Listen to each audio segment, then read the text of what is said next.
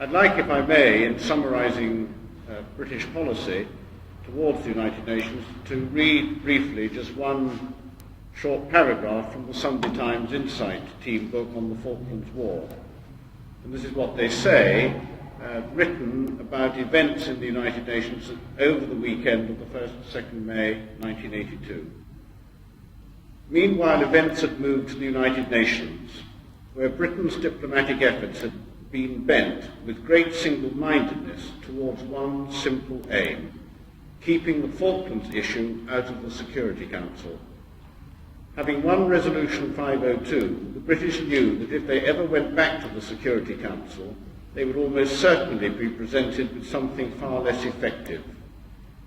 Quote, "There was nothing more we could get from the Council," unquote, said one British official. Quote, "Our job was to keep them at bay.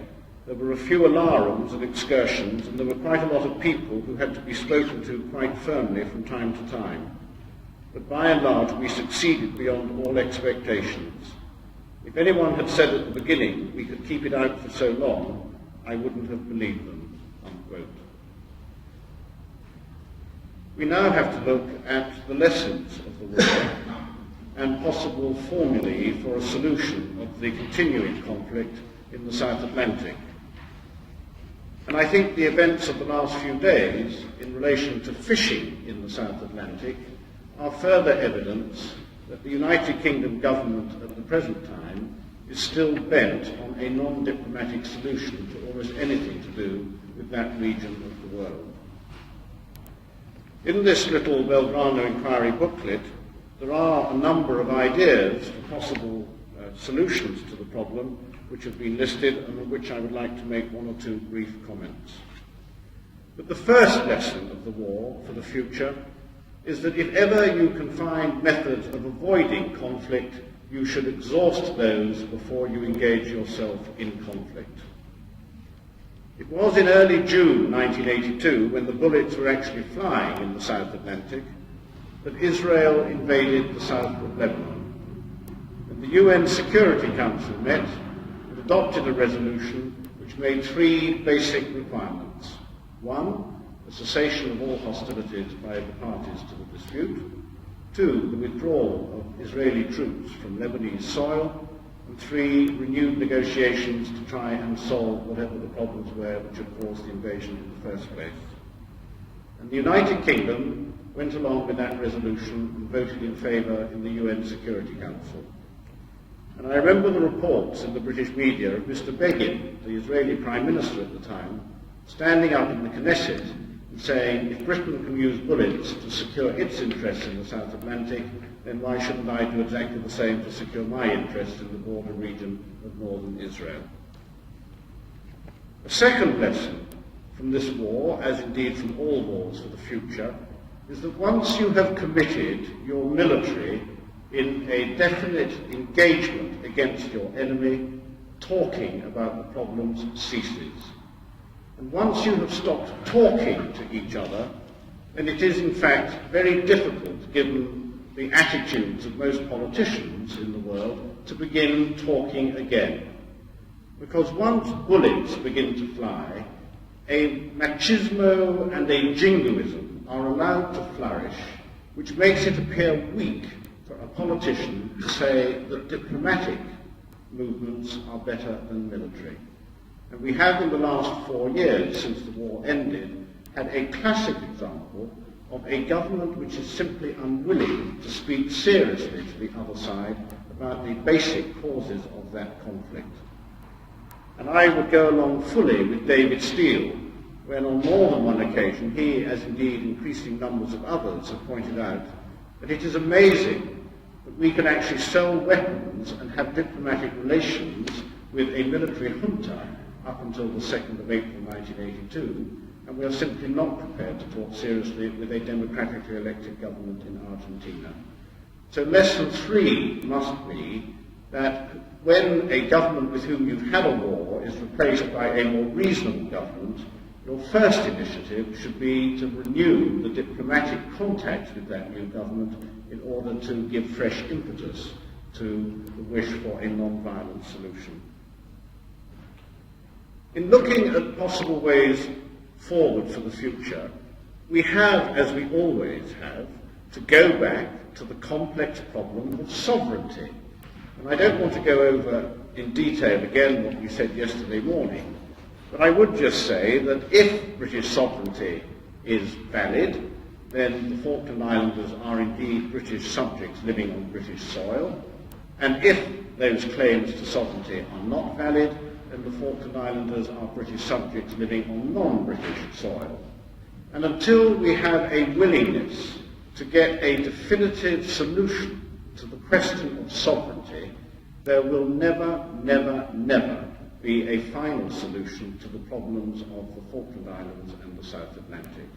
And the longer the government continues to duck any willingness to talk about sovereignty, the more difficult they are making a comprehensive solution to the problem for whichever government inherits the role of having to try to find an end to this tragic story.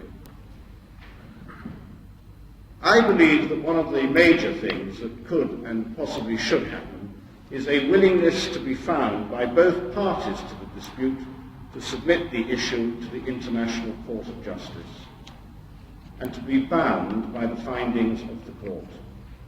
Sadly, I don't think that will happen under any British government, and probably not under any Argentine government, because I do not believe in their heart of hearts that either side feels that their claim is so absolute and valid that they have 100% chance of winning in the International Court of Justice.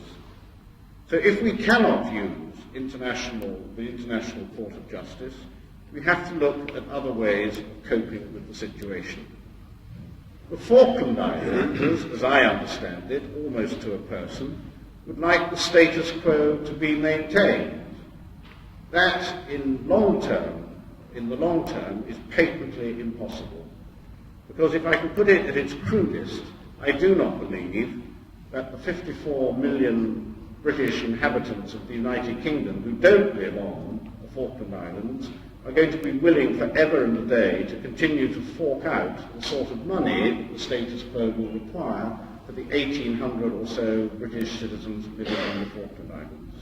So in pure economic terms, let alone any other, I do not believe that the wish for the status quo to be maintained is actually a realistic way forward, nor do I believe that it will ever be acceptable to Argentina, who will continue in one way or another to put pinpricks into the whole problem of the South Atlantic.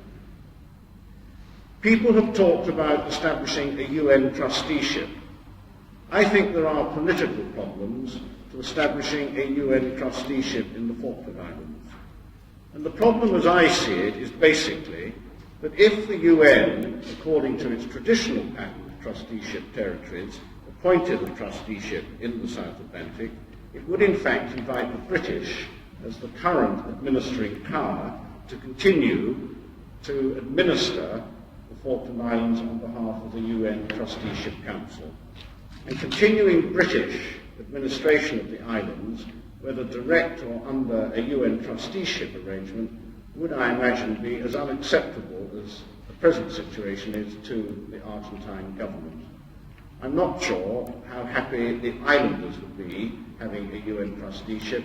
I suspect it's an issue which has never really been seriously discussed, and the points on the pros and cons of a trusteeship actually discussed with people who, by all accounts, if we are to believe those accounts, really don't want to discuss any options for the future except the maintenance of the status quo. But a trusteeship should at least be looked at to see whether some form of perhaps alternative administrative arrangements under a trusteeship arrangement could in fact be taken further forward. Another idea which has been put forward is that until such time as there is between the United Kingdom and Argentina a definitive solution to the problem, the the Falkland Islands would become a UN territory.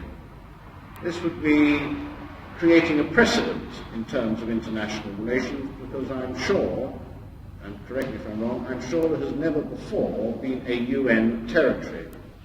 And the idea is that because neither Britain nor Argentina has a fully validated claim to the islands, they would both be willing to place the administration of the islands in the hands of the United Nations. And the United Nations, under the guidance of the Secretary-General, would establish a modest secretariat, doubtless an international one, presumably without any British or Argentine members in it, but that would be subject to discussion, who would administer the islands on behalf of the United Nations until such time as the permanent constitutional status of the islands was worked out.